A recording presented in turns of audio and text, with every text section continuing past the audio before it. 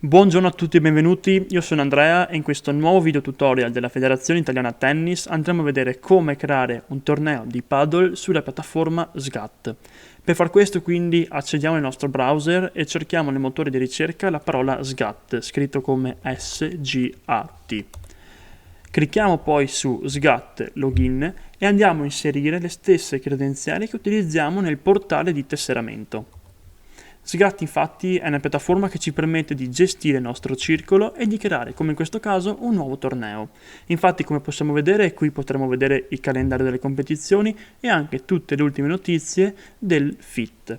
Andiamo quindi a cliccare in alto a sinistra, vicino alla scritta SGAT, su Tornei e si aprirà una pagina con tutti i tornei che noi abbiamo creato e i tornei che noi ora andremo a creare. Clicchiamo quindi su Nuovo Torneo 2022, scegliamo Torneo di Paddle e quindi partiamo nella compilazione di tutte le 8 fasi per iscrivere il nostro nuovo torneo. Partiamo quindi dalla data d'inizio e come si vede la data d'inizio vicino c'è un asterisco. Infatti per procedere alla compilazione del torneo bisogna completare tutti i campi che presentano l'asterisco, quindi i campi obbligatori. In questo caso immaginiamo di fare un torneo rodeo, quindi un torneo di una durata solo di un weekend, per esempio dal 5 al 7 di agosto. Se invece vogliamo fare un torneo normale di durata 1 o 2 settimane, basterebbe cambiare e scegliere le date di inizio e di fine. Come tipologia competizione, come possiamo vedere se abbiamo delle gare open o di categoria e possiamo vedere anche dei tornei giovanili o veterani. In questo caso noi andremo a scegliere tornei open o di categoria con montepremi da 0 a 500 euro. Vi consiglio anche a voi di scegliere sempre questa voce per questo tipo di tornei open. Perché? Perché se per esempio il montepremi è superiore a 1500 euro, il torneo non è più di giurisdizione regionale, ma italiana. Quindi per tornei con montepremi fino a 500 euro andiamo a scegliere questa voce qui. Scegliamo il nome del torneo, per esempio Torneo 2022, e lasciamo vuota la voce circuito, perché a noi non serve. Convalidiamo i dati. Attenzione qui, dobbiamo cliccare convalida, perché se convalidiamo i dati salviamo i dati della fase 1. Se salviamo, invece, ritorniamo alla pagina iniziale dove vediamo tutti i nostri tornei. In questo caso clicchiamo convalida e passiamo alla fase numero 2. In questa fase andiamo a selezionare il montepremi totale che vogliamo dare, in questo caso 450 euro, e andiamo a scegliere come sarà strutturato il tabellone. Infatti noi abbiamo detto che creeremo un torneo open. Per i tornei open infatti va lasciata l'estrazione concatenata con conclusione delle sezioni intermedie. Se invece il torneo fosse di categoria andrebbe selezionata senza conclusione delle sezioni intermedie.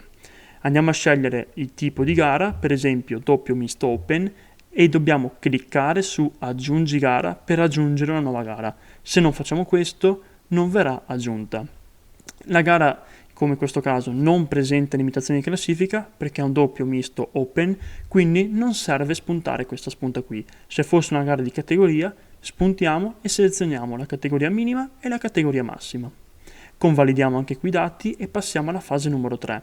Nella fase numero 3 dobbiamo selezionare e indicare la quota di iscrizione per gli under 16 o per gli over 16. Qui a priori dobbiamo sapere se il torneo è in giornata o notturno, perché qui cambia. Cos'è che cambia? Cambia la quota di iscrizione. Infatti, come si può vedere, il massimale per un torneo giornaliero è 7,50 euro per gli under 16 e 15 euro per gli over 16. Se il torneo fosse notturno, la quota di iscrizione raddoppierebbe.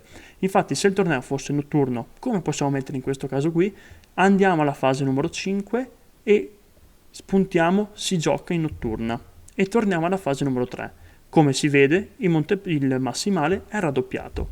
Andiamo quindi a selezionare il totale di quota di iscrizione, come in questo caso qui selezioniamo per esempio 8 euro e come si vede abbiamo 8 euro di quota più 3 euro di quota FIT che è fissa, totale 11 euro che è sotto il massimale di 15 euro. Andiamo a selezionare anche qui per esempio il totale e andiamo a convalidare i dati. Passiamo poi alla fase numero 4 dove vogliamo vedere in che modo si possono iscrivere al nostro torneo. In questo caso lasciamo online su federtennis.it per accedere così al MyFit. Se invece si andranno a selezionare le altre voci, la quota di approvazione viene raddoppiata. Andiamo a selezionare ora il termine di iscrizione. Vi chiedo di selezionare per tutti i tornei, per tutte le competizioni, il termine di iscrizione 2 giorni prima della fine del torneo alle ore 12. Questo deve essere obbligatorio ed è più comodo in fase di registrazione. Infatti in questo caso il torneo inizia venerdì 5, noi andiamo a selezionare mercoledì 3 alle ore 12. Convalidiamo anche qui i dati. Per esempio, se il torneo, immaginiamo, fosse sabato 30 o venerdì 29, andiamo a scalare di 2 giorni alle ore 12. In questo caso lasciamo 3 agosto. Passiamo alla fase numero 5, dove bisogna selezionare l'orario di inizio del torneo, l'orario di affissione del tabellone, la tipologia di palline. Andiamo poi a selezionare il tipo di campo, se all'aperto o al chiuso, la superficie, come se in cemento o in erba naturale, i numeri di campi, per esempio mettiamo 2 campi e si gioca in notturna. Convalidiamo i dati, passiamo alla fase numero 6 dove viene diviso il montepremi. In questo caso, cliccando sulla spunta, possiamo selezionare che il nostro montepremi di 450 euro viene diviso per il 36% al vincitore, per il 20% al finalista, per il 10% al semifinalista, 6% al perdente, 0 e 0. Possiamo scegliere anche di non dividere tutto il montepremi, ma anche dividere solo 400 euro, per esempio. In questo caso lasciamo 450 e convalidiamo i dati. Passiamo alla fase numero 7 dove noi andiamo a selezionare il nostro tipo di impianto. Qui verrà fuori il tipo di impianto che voi avrete indicato e selezioniamo come vengono disputati gli incontri.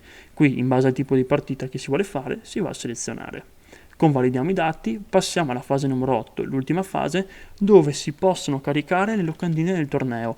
In questo caso noi non abbiamo nessuna locandina, quindi convalidiamo e salviamo i dati. Come si vede, la barra è al 100% completata, perché abbiamo completato tutti i campi obbligatori che ci hanno chiesto. L'ultima cosa da fare per mandare il torneo in approvazione è quella di cliccare il tasto blu con la freccia bianca. Infatti, cliccando questo tasto blu, il torneo verrà mandato in richiesta di approvazione. Senza cliccare questo tasto blu qui, il torneo rimarrà qui e non comparirà e non sarà quindi completata tutta la procedura. Importante da dire che fino ad adesso, e quindi finché si vede questo meno qui, il torneo può essere modificato ed editato. Nel momento in cui noi andiamo a mandare il torneo in approvazione non può più essere cambiato e per fare questo bisogna chiamare il comitato regionale che molto semplicemente poi andranno a riaprire il torneo e può essere facilmente editabile.